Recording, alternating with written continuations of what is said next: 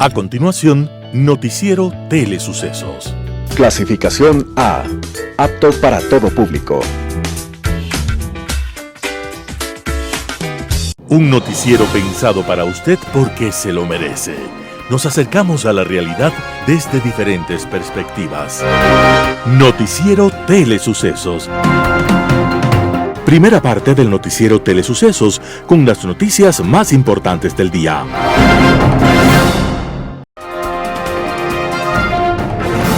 Un día como hoy. Hubo una época que quizás no haya sido superada, en la cual los nobles y los muy ricos se casaban entre ellos. La idea era agrandar aún más sus riquezas y no dividir tierras o fortunas. Pero como nobles y ricos no han existido muchos, a veces terminaban casándose entre familiares. Y eso fue lo que hicieron Alfonso Toulouse-Lautrec y la condesa Adèle Tapie de Celeran, que eran primos entre sí. De aquel matrimonio con alta consanguinidad nació Henry Toulouse-Lautrec, que pronto acusó problemas físicos con una enfermedad que debilitaba sus huesos. Esto le generó fracturas en las piernas y le impidió un normal crecimiento. Cuando pudo levantarse, su vacío afectivo e inestabilidad emocional encontraron evasión en los cabarets, cafés y en lugares nocturnos de diversión. Entonces el barrio bohemo de Montmartre, con su ambiente desbocado de ocio, vicio y diversión, se convirtió para Toulouse-Lautrec en una suerte de vientre materno, en un lugar de refugio y evasión. Pronto Toulouse-Lautrec se hundió en el alcoholismo y cada vez empezó a beber más y a pintar menos. Entonces sufrió los primeros ataques de delirium tremens y tomó un revólver para disparar a arañas imaginarias que lo perseguían. Para salvarlo, le nombraron un tutor que lo vigilaba todo el tiempo, pero Toulouse-Lautrec modificó su bastón de apoyo y lo convirtió en un recipiente disimulado para esconder el aguardiente. Y así continuó, cuesta abajo, hasta que una serie de ataques lo hundieron en una agonía de la cual no se pudo salvar.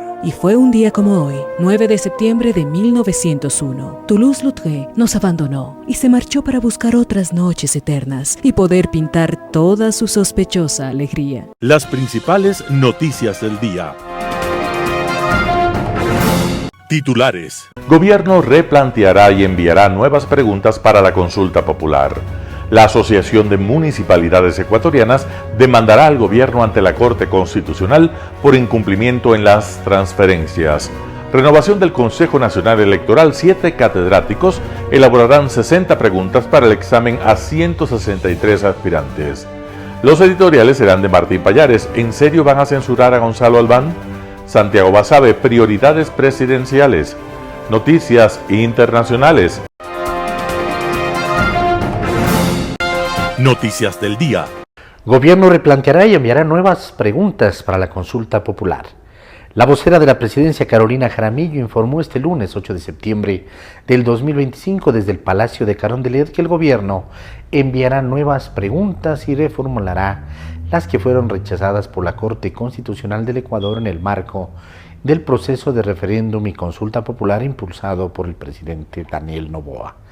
La decisión surge luego de que el máximo organismo constitucional aprobara únicamente 4 de las 8 preguntas planteadas por el Ejecutivo, mientras que las otras 4 fueron rechazadas.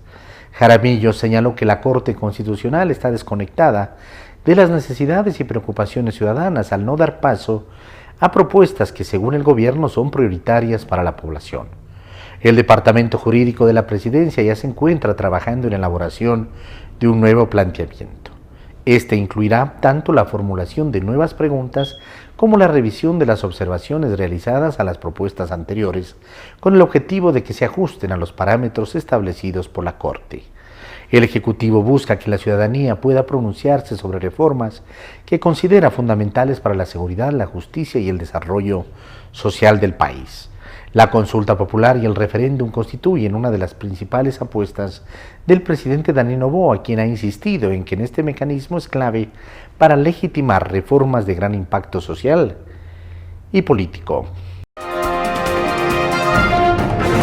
La Asociación de Municipalidades Ecuatorianas demandará al gobierno ante la Corte Constitucional por incumplimiento en las transferencias. La Asociación de Municipalidades Ecuatorianas, AME, en representación de alcaldes y alcaldesas de todo el país, emitió un pronunciamiento público en el que denuncia una crisis institucional, territorial y de servicios provocada por el incumplimiento de transferencias económicas por parte del gobierno nacional. Según el comunicado, las deudas acumuladas ascienden a 643.7 millones de dólares y han generado afectaciones directas en la vida cotidiana de la ciudadanía, como la falta de agua potable en comunidades, deterioro vial en barrios, suspensión de servicios de recolección de residuos y debilitamiento de programas sociales. Esta situación, advierten, impacta negativamente en el desarrollo productivo y en la calidad de vida de los ecuatorianos. Además, la AME anunció que presentará una demanda de acción por incumplimiento ante la Corte Constitucional, específicamente por el incumplimiento del artículo 200 del Código Orgánico Territorial COTAT, que establece transferencias directas, automáticas, oportunas y eficaces, señala la AME. El organismo también demanda al Ministerio de Economía y Finanzas la emisión de un acuerdo ministerial que está contemplado en la Ley de Alivio Financiero para la compensación inmediata mediante cruce de cuentas en un plazo no mayor a 30 días. Los alcaldes y alcaldesas ratificaron su compromiso de mantener una postura firme y colectiva a través de la AME como representante legítimo del gremio municipal en defensa de los derechos de sus territorios y de la ciudadanía. Renovación del Consejo Nacional Electoral. 7 catedráticos elaborarán 60 preguntas para el examen a 163 aspirantes. Este lunes 8 de septiembre se instaló el equipo de 7 catedráticos expertos en Derecho Electoral, Ciencias Políticas, Manejo de Datos Estadísticos, Derechos Humanos y Derecho Administrativo para elaborar un banco de 420 preguntas y 35 casos prácticos para los exámenes escrito y oral del concurso de renovación parcial del Consejo Nacional Electoral, CNE, bajo medidas estrictas de seguridad tecnológica que proporcionará el sistema de concursos de oposición para la designación de autoridades. Los expertos iniciaron su tarea en el Centro de Integración Ciudadana, ubicado en la antigua matriz del Consejo de Participación y Control Social, en Quito. Además, este proceso cuenta con vigilancia de una auditoría externa y el acompañamiento permanente de miembros de la Policía Nacional. Son 163 postulantes que superaron la etapa de admisibilidad, los que deberán rendir el examen de conocimiento el próximo lunes 15 de septiembre a las 10 horas. El proceso de elaboración tendrá una duración de 5 días, efectuándose en jornadas regulares de trabajo. El viernes 5 de septiembre del 2025, un auditor informático externo verificó que las computadoras que se usarán para la elaboración de las preguntas y casos prácticos del concurso del CNE estén libres de información. Los catedráticos trabajarán en computadoras conectadas al servidor único de este proceso, sin conexión a Internet y con todos los puertos para ingreso o salida de información bloqueados. Una vez que los catedráticos terminen de elaborar el banco de preguntas y los casos prácticos, el servidor será depositado en una caja fuerte que será entregada a custodia policial hasta el día del examen escrito, programado para el 15 de septiembre del 2025. Entrevista del día. En Radio Sucesos estuvo Edison Guarango, abogado especialista en Derecho Constitucional. Habló acerca de la Corte Constitucional que frenó 4 preguntas del Ejecutivo en la consulta popular. Escuchemos lo que opina. Para mí, en el 95% de lo que la Corte Constitucional mencionó, estoy totalmente de acuerdo. Vamos por partes. El tema del primer empleo o el trabajo por horas en el sector turístico me parece un paso muy importante a nivel de derechos laborales, diría yo. Tenemos que tener en cuenta que este sector es uno que se maneja por estacionalidad. Entonces, justamente este trabajo por horas va a permitir que se dinamice al menos este sector. La Corte sí manifestó que ahí no había ningún tipo de afectación a la estructura del Estado o los elementos constitutivos, entonces permitió que esto sea vía enmienda, que es justamente vía consulta popular. Igualmente, el tema de la representación en la Asamblea Nacional, consideró en este caso la Corte Constitucional que no afectaba a las atribuciones ya establecidas a este organismo, y nada más lo que se hace es una reestructuración en temas de representatividad. Estoy totalmente de acuerdo, no afecta directamente al trabajo que puede hacer la Asamblea Nacional, así que por ese lado estoy de acuerdo. Ahora bien, ¿Qué pasa con estas otras preguntas que Noboa mandó? Vamos primero por el tema que es uno de los más, los que seguramente causa sorpresa a la ciudadanía, que es este tema del Consejo de Participación Ciudadana y Control Social. Así es. Hay que entender que esto es una crónica de una muerte anunciada. ¿A qué me refiero con esto? Existen varios dictámenes por parte de la Corte Constitucional que establece que cuando se tratan de transferencia de algunas atribuciones cabe vía enmienda, pero una transferencia definitiva de atribuciones de otros organismos y la eliminación de un organismo de carácter constitucional, que es en este caso el Consejo de Participación Ciudadana y Control Social, que fue creado por la Constitución, implica una reforma parcial. Entonces a mí me sorprende sinceramente que el gobierno haya intentado que otra vez quiera el tema ser zanjado vía enmienda, a pesar de que la Corte Constitucional ya se ha planteado esto. Entonces, si este tema es abordado a partir de una reforma parcial que tiene que pasar la fase Asamblea Nacional y después si referéndum, pues ahí la Corte yo pensaría que no va a tener ningún tipo de inconveniente, pero insistir en el mismo tema de la enmienda, pues creo que eso ya estaba visto que la Corte iba a analizar. Ahora bien, ¿podría insistir el gobierno en enviar nuevamente esta propuesta a la Corte Constitucional y ahora plantear sí una reforma? Perfectamente. Lo que hace, a pesar de que estas decisiones de la Corte Constitucional son inapelables y de última instancia, no afecta con que el presidente pueda mandar una nueva propuesta para que se haga el dictamen de vía reforma parcial y ahí sí seguir los trámites correspondientes en Asamblea Nacional. Entonces eso no le afecta, sino la forma en cómo fue presentada actualmente. Entonces, ahora bien, ¿qué pasa con el tema de la Corte Constitucional? Este es un tema bastante espinoso. Habla de la intención de someter a juicio político a los jueces de la Corte Constitucional. Justamente, es la misma Corte Constitucional que resuelve en relación a su propio juicio político. Entonces, a nivel de forma podemos ver, a mí me pareció un muy buen análisis de la Corte Constitucional, analiza aspectos acerca de independencia judicial, casos en los cuales también el Ecuador ha fallado a nivel del sistema interamericano, como por ejemplo el caso Camba Campos y Quintana Coello versus Ecuador en la Corte Interamericana. Entonces, me pareció un análisis bastante importante, pero ¿qué sucede aquí? Y este es el pero que yo pongo al análisis de la Corte. En el análisis de la Corte no establece cuál es la vía que tiene que seguir para esto. O sea, solo le dice, esto no es vía enmienda, o sea, no se puede convocar a consulta popular para enmendar la Constitución en relación a esto, pero la Corte no dice cuál es la vía, como contrario a lo que dijo el Consejo de Participación Ciudadana. Ahí sí dijo, vea, reforma parcial si es que quiere quitar esto, pero acá se quedó callada. Entonces, ¿por qué insistir en ese sentido proponiendo una reforma quizás?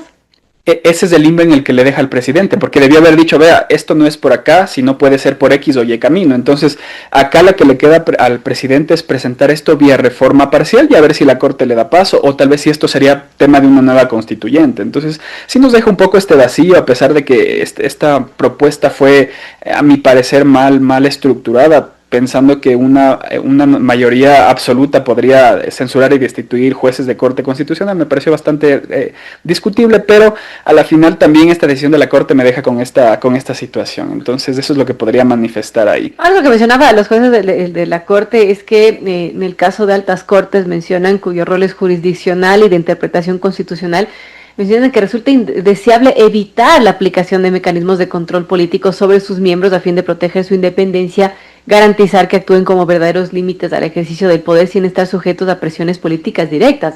O sea, ahí le está diciendo más o menos, no queremos ese control. Exactamente, y yo en ese punto estoy totalmente de acuerdo con la Corte Constitucional.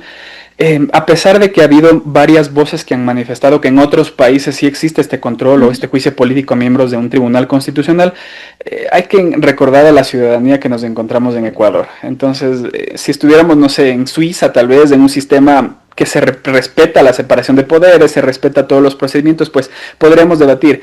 Pero queramos o no, si es que se establece este juicio político, va a haber una presión por parte de los poderes de turno frente a las decisiones de la Corte. Entonces yo he sido crítico con algunos fallos de la Corte Constitucional, pero lo que sí puedo recalcar en esta Corte y con los fallos que he visto, mantiene independencia, ha hecho análisis técnicos y creo que eso hay que rescatar. Es de las pocas instituciones que tenemos en el país que no se deja presionar por poderes. Entonces me parece que respetar eso siempre es necesario dentro de una sociedad democrática.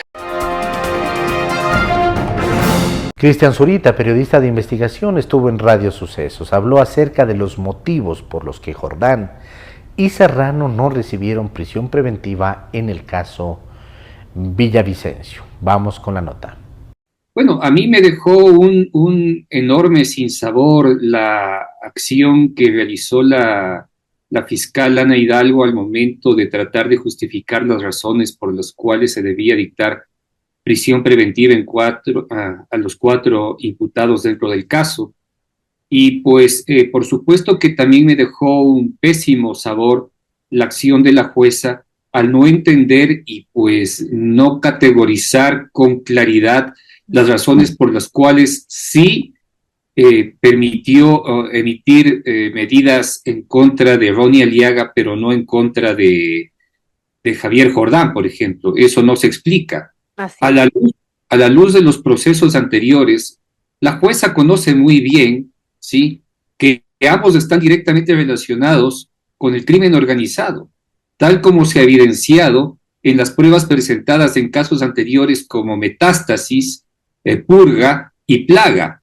Allí están pues las pruebas de la relación directa de estos sujetos con el crimen organizado, de ser los operadores de grupos que están directamente relacionados a hechos de corrupción y a otro tipo de hechos execrables que pues se evidencian no solo en lo que significa la participación, la supuesta participación de ellos desde el crimen de Fernando Villavicencio, y cómo es que su bagaje, su contexto histórico, su conocimiento sobre la realidad le impiden, ¿sí?, pues actuar con firmeza con respecto a estos hechos. A mí la impresión que me da es que a la fiscal le está faltando un brazo y a la jueza una pierna. Ambas trabajan de forma amputada, ¿sí?, con respecto a este caso, y es muy preocupante, extremadamente preocupante de lo que pueda suceder en el futuro. La jueza, pues prácticamente le exigió las razones a la fiscal para que pues emitan medidas cautelares, y yo creo que sí le faltó mucha capacidad para explicar o dar el contexto adecuado para que pues se puedan emitir este tipo de medidas. Y creo que la jueza pues en realidad sí entendía de qué personas estamos hablando. Así que pues mi criterio personal es que la jueza ha actuado con mucho temor, ¿sí? Aquí lo que efectivamente está rondando como primera columna es el temor, ¿sí?, de implicar con este tipo de medidas, ¿sí?, a los implicados, a los imputados, en un caso que pues la Fiscalía en su momento deberá defenderlo con pruebas y contundencia. Ahora, claro, llama la atención que si los 4 están llamados a juicio solamente se dicte prisión preventiva a 2. La pregunta es ¿por qué? No se explica, pero si tomamos en cuenta lo que dice Cristian, que son personas que asesinan eventualmente, que puede pasar si es que se comprueba todo esto en el juicio, claro, entendemos de que exista temor desde el lado de la jueza.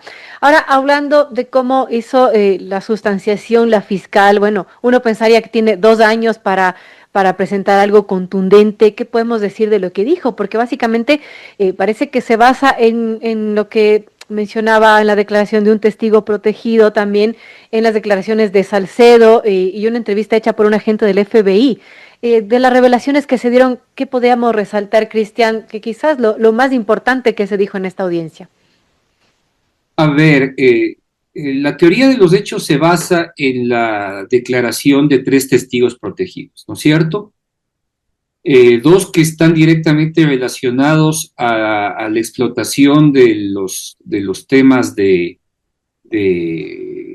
Metástasis, ¿no es cierto? El primero es el abogado Vimos, ¿sí? El segundo es Salcedo, ¿no es cierto?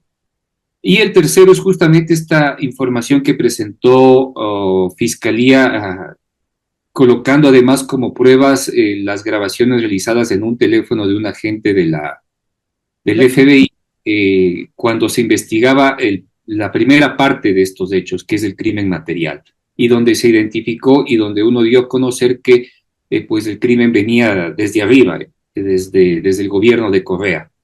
Ahí se apalancan la teoría del caso y se termina de complementar con la información de los chats explotados por Fiscalía a través de los casos ya mencionados. Y pues ahí se hace una relación de los hechos de cómo a partir del año 2022 ya existía un plan para asesinar a Fernando Villavicencio, ¿sí? Eso se evidencia en los chats y eso se evidencia y se complementa con las declaraciones dadas por Daniel Salcedo. En Impacto Informativo, Fernando Carrión, docente experto en seguridad, habló acerca de la declaratoria como terroristas a las organizaciones de los lobos y los choneros. Escuchemos lo que opina. Sí, me parece que es una propuesta interesante de los Estados Unidos porque de alguna manera ya tiende a involucrarse directamente en los hechos de violencia que vive el país y principalmente el narcotráfico. Probablemente se escogió a estas dos estructuras criminales porque son las más fuertes y sobre todo porque tienen vínculos, el caso de los choneros con el cártel de Sinaloa y el caso de los lobos con Jalisco Nueva Generación, que son los carteles que permiten el ingreso de la droga a los Estados Unidos. Y entonces aquí se produce una alianza interesante entre los Estados Unidos, un país de consumo, y el caso del Ecuador, más bien un país de tránsito de la droga. Y queda abierta la puerta para que otros grupos sean o tengan este mismo trato. ¿Le parece esto también interesante? Sí, no se sabe cuáles, pero probablemente en un plazo relativamente corto los sepamos. También se ofrece una cantidad aproximada de unos $20 millones, entre esos para información, para drones, para tecnología, etcétera, que sin duda le va a hacer mucho bien al país. Ahora, Marco Rubio, preguntado al respecto, no descarta la posibilidad de estacionar, llama él, ¿no?, a contingente militar acá, pero especialmente desarrolla una respuesta previa ante la posibilidad de bases norteamericanas en el territorio ecuatoriano. Es lo que dice, hay que pedírselas a Donald Trump y él lo considerará. ¿Esa es otra puerta abierta? Pues yo creo que es difícil este rato que pueda decir que sí, porque el Ecuador no tiene esa condición, o sea, constitucionalmente está impedido, pero el presidente de la República ha abierto la posibilidad ante la potencial consulta popular que se haría en agosto, y una de las preguntas principales es justamente de una base militar. Y entonces cuando haya una reforma constitucional a partir de esta consulta popular, pues se abriría las posibilidades ya ciertas, verídicas, de que los Estados Unidos tomen en consideración una cosa de este tipo. Ahora, yo no soy muy favorable a eso porque la base militar que nosotros tuvimos, la de Manta, básicamente se construyó de acuerdo a exigencias externas, básicamente de lo que significaba el Plan Colombia. Y las tasas de homicidio que vivimos en esos 10 años se incrementaron, lo cual no quiere decir que se incrementaron por la base de Manta, pero se subió 5 puntos más desde el 99 al 2009, la tasa de homicidios. Y entonces yo creo que ahora ya no es una demanda externa, sino más bien una demanda interna, pero para reproducir esa misma lógica. Ahora, yo creo que es mucho más interesante si es que se van en una línea, por ejemplo, de lo que planteaba Guillermo Lasso, de los cuarteles intermedios, porque los cuarteles intermedios están mucho más posicionados en el territorio y en esa perspectiva se podría atacar en los nichos principales donde la violencia está concentrada. Una base militar, incluso según palabras del propio embajador de los Estados Unidos, hoy día ya no tienen la misma importancia que tenían antes. Y creo que esto más bien de los cuarteles intermedios podría ser más interesante. O la posibilidad, aunque esto para muchos es despertar la imaginación, de que en determinados momentos el contingente estadounidense, en función obviamente del despliegue militar y policial ecuatoriano, pueda colaborar en golpes quirúrgicos. ¿Eso sería posible? ¿Eso sería legal? Sí, siempre y cuando, bueno, haya esta reforma que permite no solo las bases militares, sino la presencia de fuerzas militares de forma mucho más explícita. Y me parece que eso puede ser interesante. que va un poco en la línea de lo que yo estoy diciendo, porque esto de los cuarteles intermedios pues va atacando los territorios, y esta lógica quirúrgica que señala, pues también podría ocurrir en determinados momentos que haya la necesidad de una intervención, por decir algo, en un puerto tal, por donde está saliendo la droga, o en la frontera, donde está entrando la droga. Y yo creo que eso no se debería descartar, me parece que puede ser algo interesante. Un panorama de noticias para su estatura intelectual.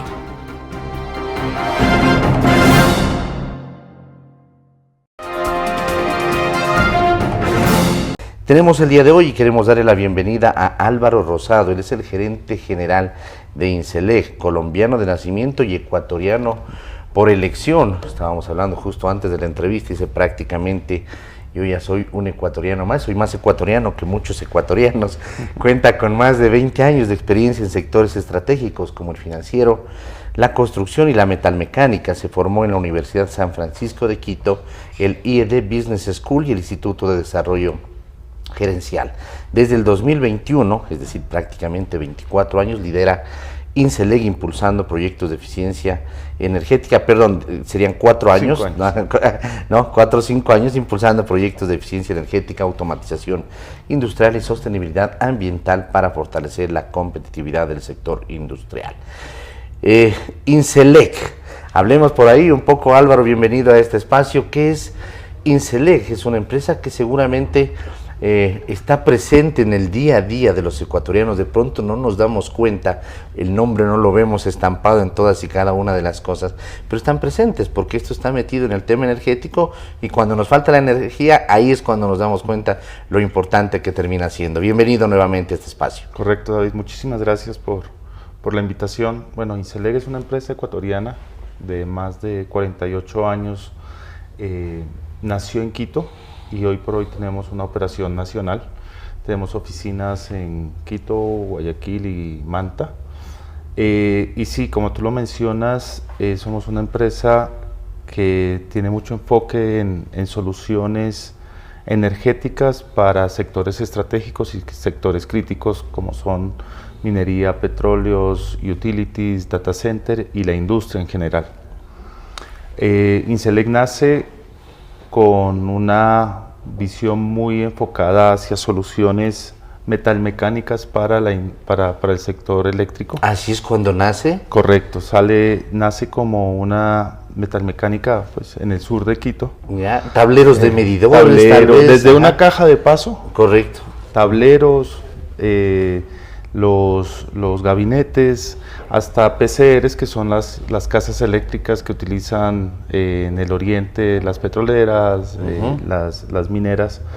Y sí, nacemos como una empresa que solucionaba básicamente la parte metalmecánica.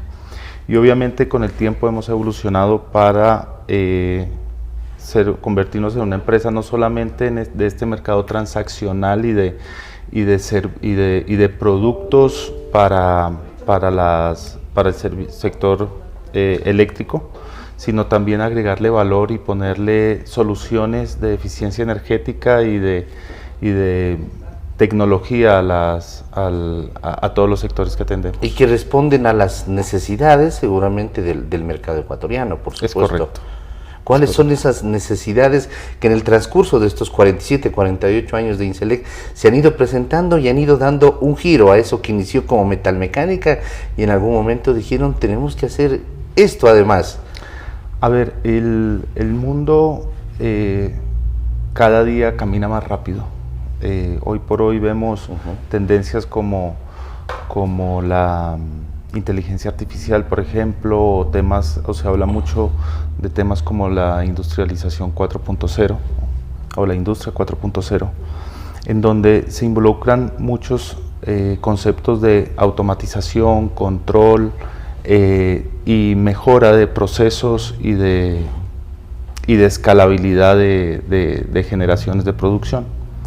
Para todo esto hay un núcleo que es la energía, y la energía cada vez es más requerida. Nosotros entramos aquí como un actor que ayuda a las empresas, ayuda a estos sectores, ayuda a las industrias a que exista un mejor consumo de energía, a que exista una lectura de estos consumos para mejorar y desarrollar tecnologías más limpias y obviamente generar una eficiencia energética en estos procesos que ayude no solamente a hacer más óptimo un producto, un proceso, sino también que sea más sustentable, porque la idea es que la digitalización permita generar esta sustentabilidad al usar menos energía, o mejor dicho, utilizar mejor la energía. Y dentro de esa evolución tengo entendido que dentro de la planta que está en el Parque Industrial de Pifo y Tulcachi, ustedes también han incorporado tecnología avanzada, es decir, inician desde adentro, desde la propia casa, para después poder presentar todas las soluciones hacia afuera. Es correcto. Nosotros somos muy conscientes de que uno tiene que empezar siempre casa adentro. El ejemplo se va desde casa. Y hace 3 años empezamos la construcción de nuestra nueva planta, hace 1 año y medio ya la estamos operando. Es una planta con estándares muy altos de producción, en donde realmente es un hub de innovación, una muestra de lo que podemos llegar a ser como socios estratégicos de la industria en Ecuador. Es una industria donde tenemos tecnificados ciertos procesos, controlados, medidos, y trazabilidad. Existe todo un proceso de trazabilidad, existe un proceso también de manejo de recursos. Nosotros sí le apostamos mucho a empresas más eficientes ambientalmente y ecológicamente, es decir, en nuestros procesos lo que nos ha permitido es generar un ahorro de energía, no solamente de energía, menor consumo de agua, al utilizar una mejor tecnología, el poder trabajar en ambientes más seguros. Entonces todo esto suena gracioso, pero hoy por hoy la energía es el centro de toda esta revolución. Claro, y es que la industria en sí, hoy por hoy en el 2025, y las empresas se han ido adaptando, y algo que antes parecía insignificante, el tener por ejemplo un departamento relacionado con la sostenibilidad, esto se vuelve necesario desde la empresa, porque hay el tema desde la gestión de recursos. Correcto. La economía circular, el que esos productos que se los van utilizando sean lo más, digamos, amigables con el ambiente. Ahora, parte importante de la empresa se vuelve eso, ¿no? Los departamentos de sostenibilidad, y hacia eso vamos además. Es el ADN de hoy por hoy, es parte del ADN de las empresas, debe serlo. Ajá. Porque no solamente es un tema de generar certificaciones, acreditaciones, ya se va volviendo cada vez más un requisito para poder estar en el mercado, tener certificaciones ISO de gestión integral, certificaciones ambientales, y tiene muchas ventajas también hacerlo. Y como usted lo decía, el mundo se ha desarrollado tan rápido que los alcances hoy por hoy terminan siendo exponenciales de la velocidad que veníamos de antes. O sea, por poner un ejemplo, hace algunos años, cuando se lanzó, por ejemplo, el www del Internet, claro, se demoraron 10 años en tener 1 millón de usuarios. Hace 2 años lanzaron ChatGPT y se demoraron 5 días en tener 1 millón de usuarios. Entonces, la generación de data, de información, todo esto requiere una energía, requiere procesamiento de datos, y eso es lo que nosotros hacemos con nuestros aliados, con data centers, con industrias como de alimentos y bebidas, desde optimizar una línea de producción hasta poder tener seguridad de que la información que ustedes tienen a través de la energía puede tener una seguridad de 24 horas en la nube. Claro. Entonces, y es que la energía está en todo, además. Es correcto. Editorial. ¿En serio van a censurar a Gonzalo Albán? Artículo de Martín Pallares publicado en diario El Expreso. ¿Hasta cuánta honestidad intelectual está dispuesto a renunciar un asambleísta de ADN por cumplir una orden de Carondelet? ¿Hasta dónde puede vender su conciencia? La interrogante viene a cuento a propósito del juicio que el oficialismo le ha interpuesto a Gonzalo Albán, consejero del Consejo de Participación Ciudadana y Control Social. Se trata del juicio más deshonesto en la historia de los juicios políticos de la Asamblea Nacional. Lo único que puede mover a un asambleísta a votar por la censura de Albán es creer en aquella máxima que representa lo más ignominioso de la humanidad: el fin justifica los medios.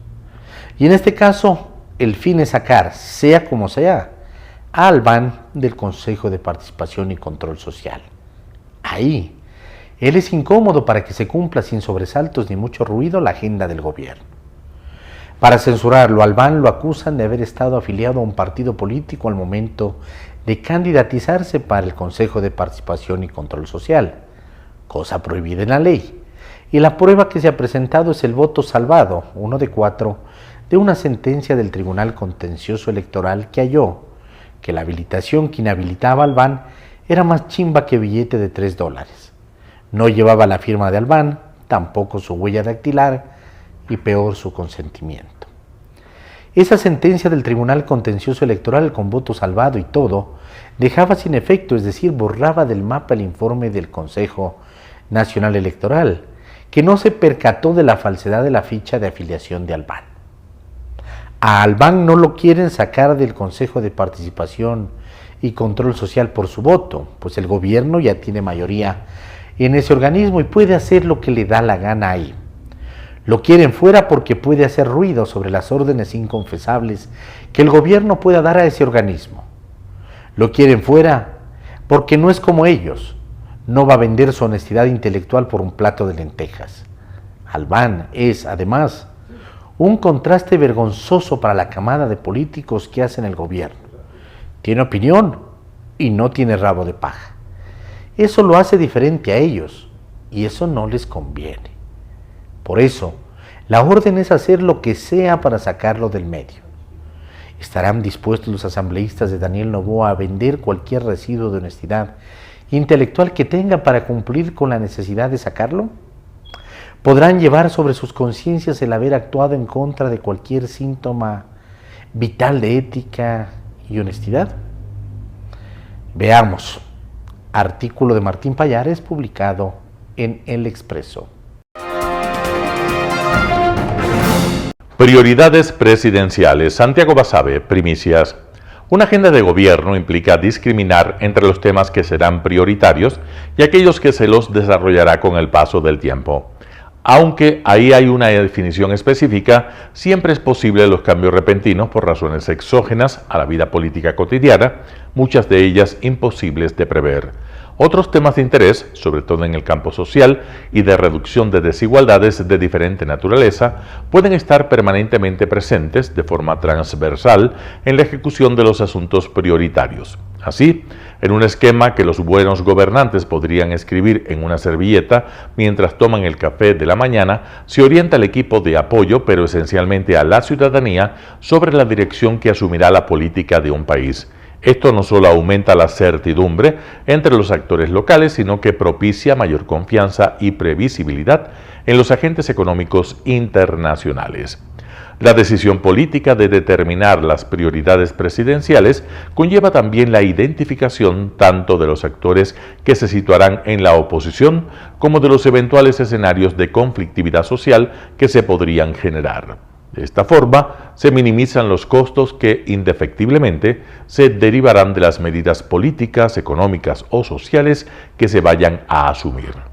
La máxima de gobernabilidad que está detrás de lo dicho es el peligro de que los gobernantes abran más frentes de combate, en términos figurados, de aquellos para los que disponen de recursos para afrontarlos exitosamente.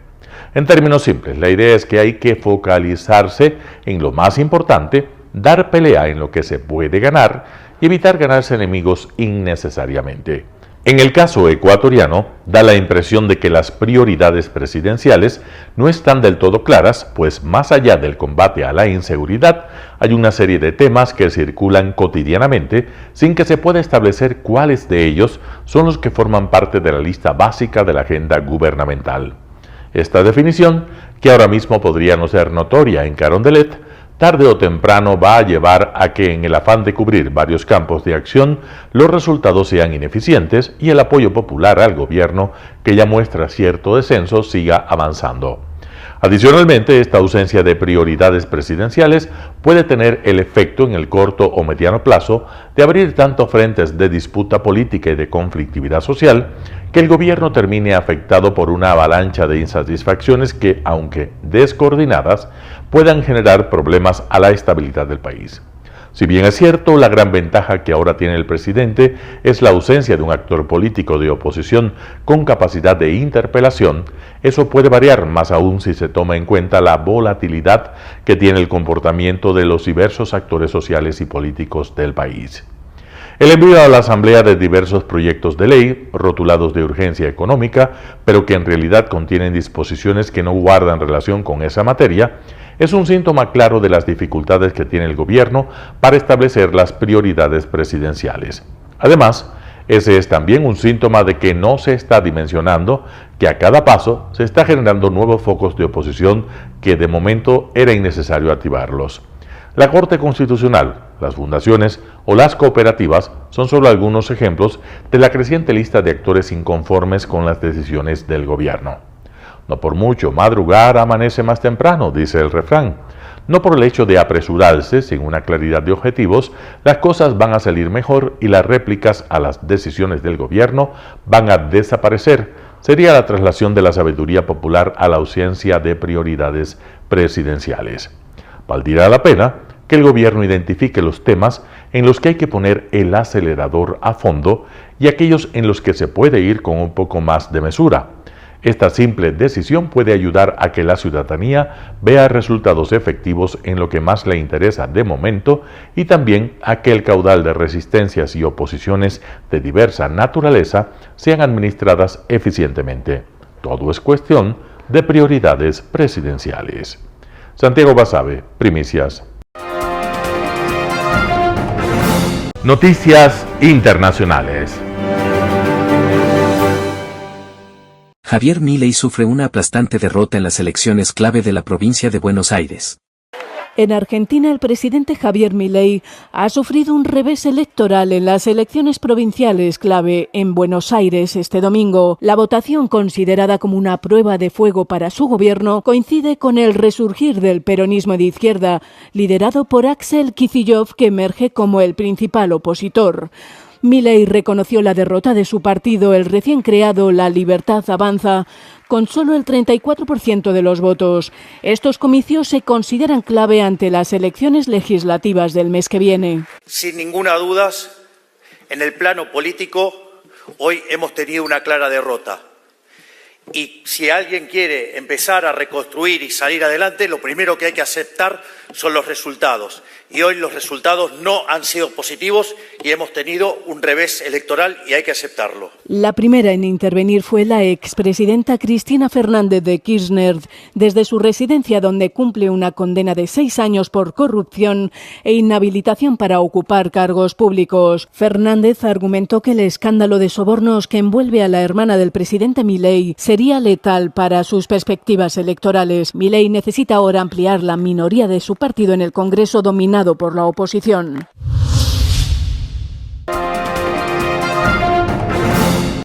El impuesto a la riqueza, en el centro de debate de las elecciones en Noruega.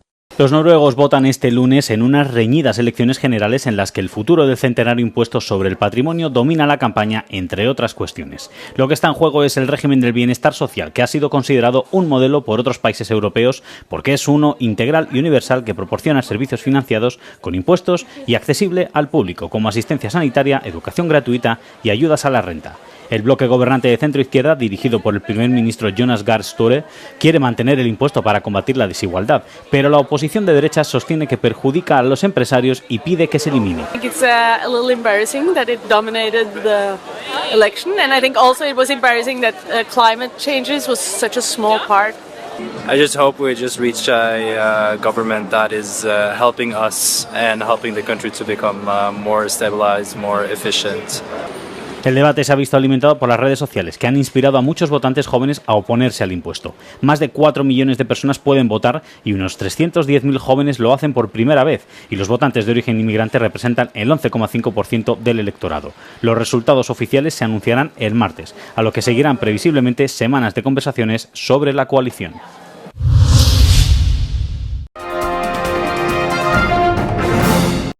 Trump anuncia una visita inminente de los líderes europeos para tratar la guerra en Ucrania.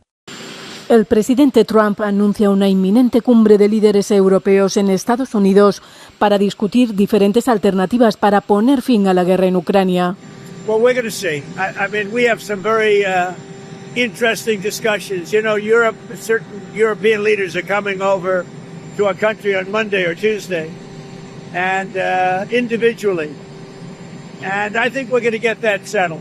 I think we're going to get it settled. Donald Trump añadió que hablará pronto con el presidente ruso Vladimir Putin y señaló que su administración está dispuesta a pasar a una segunda fase de sanciones contra Moscú. Sus comentarios se producen tras el ataque aéreo masivo ruso contra Ucrania, que incendió la sede del gobierno ucraniano y dejó al menos 4 muertos en todo el país. El presidente Volodymyr Zelensky, tras expresar sus condolencias por el ataque, pidió medidas contundentes contra Rusia. El secretario del Tesoro de Estados Unidos, Scott Bessent, ha indicado que su país estaría abierto a colaborar con los países europeos para imponer más sanciones a los países que compren petróleo ruso, y pidió más presión económica sobre Moscú para colapsar la economía rusa.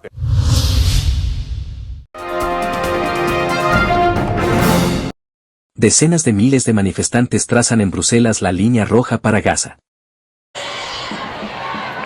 Decenas de miles de manifestantes se reunieron el domingo en Bruselas para protestar contra el gobierno israelí y trazar una línea roja simbólica para Gaza. Reunidos en el corazón de la Unión Europea, los participantes pidieron a los Estados miembros de la UE que impongan sanciones firmes contra Israel.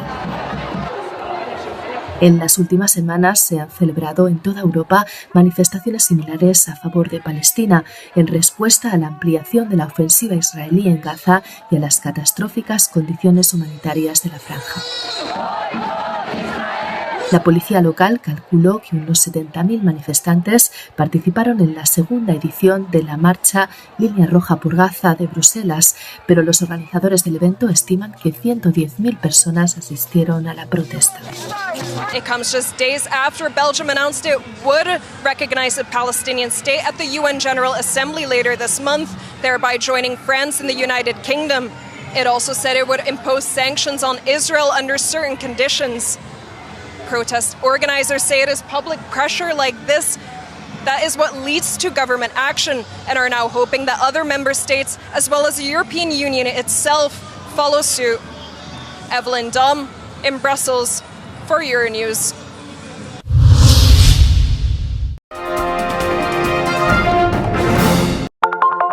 Telesucesos, Canal 29 UHF de la ciudad de Quito. Un canal de televisión abierta. Siempre inédito, para una audiencia especial. Somos cultura, educación, salud, opinión calificada, normas de vida. Y todas las tardes, de lunes a viernes, desde nuestros estudios en Arena Telesucesos, escenario propio destinado a promover el deporte. En tiempo real, usted y su familia, en su televisor, desde la comodidad de su hogar, disfrutarán de los partidos, eventos, campeonatos que realizamos diariamente de ecuavóley, básquet, box, lucha libre, cachascán, gimnasia, artes marciales, tenis de mesa, fútbol sala, transmisiones en vivo de los principales partidos de fútbol barrial y colegial. En fin, somos un canal inédito, inéditos en el deporte. Transmisiones de acción y conocimiento en el deporte. Espacio diario conducido por el arquitecto David López todas las tardes, de lunes a viernes, de 4 a 5 de la tarde. Siempre inéditos y distintos, siempre jóvenes. Personajes jóvenes de generaciones nuevas.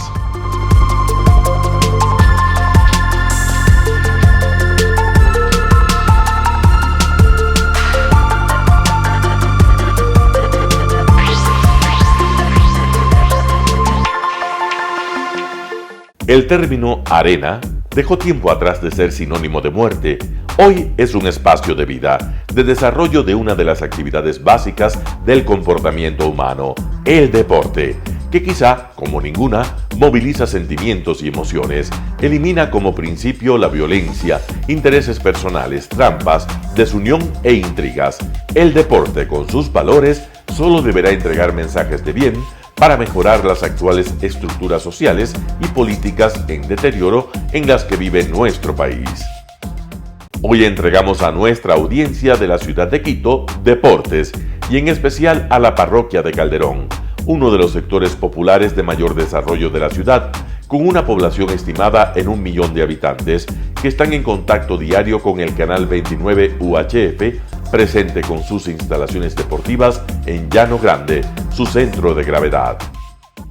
Telesucesos, desde nuestro estudio principal y en el de Arena Telesucesos, es el único medio de televisión que transmite de lunes a viernes 4 horas diarias de diversos eventos y novedades deportivas: el ecuavóley, básquet, tenis de mesa, halterofilia, taekwondo, esgrima, box, cachascán, gimnasia olímpica. Pueden ser observados en Canal 29 UHF y en todas las redes sociales en su televisión, sin ningún costo, desde la comodidad de su hogar, en nuestro canal y en las redes sociales. Arena Telesucesos es el escenario en donde el deporte tiene vida. Nuestros invitados y jugadores están en la cancha junto a usted y como nunca antes en la pantalla de su televisor, acercándole a un espectáculo inolvidable de luz, color y fiesta. Por fin usted encuentra el deporte que practica y que nunca es transmitido ni considerado por otros medios de comunicación con la importancia que nosotros le damos. El ecuavóley es el gran protagonista en una cancha con todos los estándares y comodidad para su práctica. Es el único deporte ecuatoriano con partida de nacimiento ecuatoriana. Somos inéditos, nos acercamos al deporte popular de nuestra gente que comparte nuestros esfuerzos.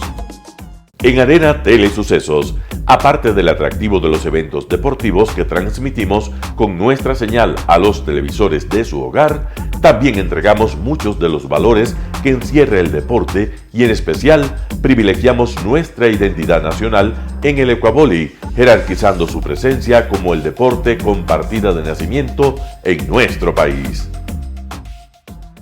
Telesucesos no solo entrega en su programación de deportes un espectáculo, sino que impulsa, privilegia y exige a quienes participan que sean parte de los valores y méritos que el deporte encierra: esfuerzo, superación, perseverancia, respeto, solidaridad, compañerismo, disciplina, puntualidad, sana competencia, honradez en la cancha y fuera de ella. La práctica deportiva siempre generará beneficios positivos para su cuerpo y entregará salud estable, pero refuerza además la identidad personal y premia siempre el éxito conseguido. Estamos entregando a nuestra ciudad con Arena Telesucesos un esfuerzo más de un medio que es fiel a su identidad y que a través de sus contenidos de salud, cultura, opinión calificada y ahora deportes, pretende difundir lo que, aparte del entretenimiento, requiere nuestra gente. Lo hasta ahora realizado está hecho con mucho esfuerzo, pasión y el entusiasmo de nuestra parte, de nuestros empleados, trabajadores y pequeños empresarios que creen en nuestras motivaciones. Hemos dado los primeros pasos para este proyecto que seguiremos haciéndolo gracias a ustedes. ¿Cómo llegar? Nuestras instalaciones se encuentran en el norte de la ciudad, en un sector de gran crecimiento y desarrollo urbano al que se accede a través de la vía E35, más conocida como la Avenida Panamericana Norte. Desde el centro comercial El Portal, a 2 kilómetros a la derecha, se encuentra la calle García Moreno, antiguo camino a Llano Grande, una arteria en la que se desarrollan dinámicos comercios. Junto al centro comercial Ciudad Alegría, a 100 metros, hemos llegado a nuestras instalaciones, Arena Telesucesos, la cancha del ecuavóley. Telesucesos, siempre inédito, nuestro canal online a la vanguardia tecnológica, 24 horas de programación continua a través de Internet. Telesucesos Internacional. En el Ecuador y en el mundo, Telesucesos Internacional. ¿Cómo lo sintoniza? Ingresando a www.telesucesos.net. Telesucesos Internacional. Telesucesos, el canal de televisión siempre inédito. El noticiero Telesucesos es retransmitido de lunes a viernes a las 7 horas por Radio Planeta Sur 106.1 FM de la ciudad de Loja. Noticiero Telesucesos. Las opiniones vertidas en este espacio por la producción y dirección del programa son de exclusiva responsabilidad de sus autores y de quienes intervienen en ellos.